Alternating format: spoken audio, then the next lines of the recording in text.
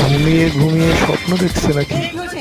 আমি স্বপ্ন দেখলাম উঠে করে ঘোরা করে ঘুরছি, কত দিনের শখ আমার। চলো না এরকম জায়গাতে ঘুরে আসি সবাই। একটু পরে নতুন লোক আসবে, সেই তো অবস্থা না হয়ে যাচ্ছে, আবার ঘুরতে যাবে।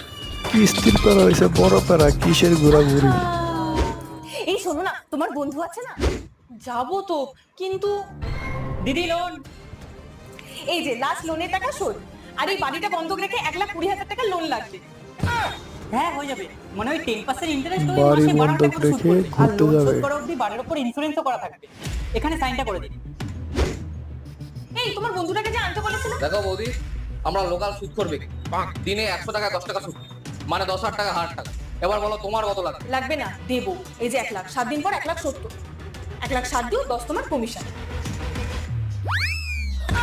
মানে ব্যাংকের টাকা শোধ, আর ঘোরার জন্য অনেক টাকা থাকবে। কিন্তু সবাই চলে গেলে বাড়িকে দেখবে। না না দিদি,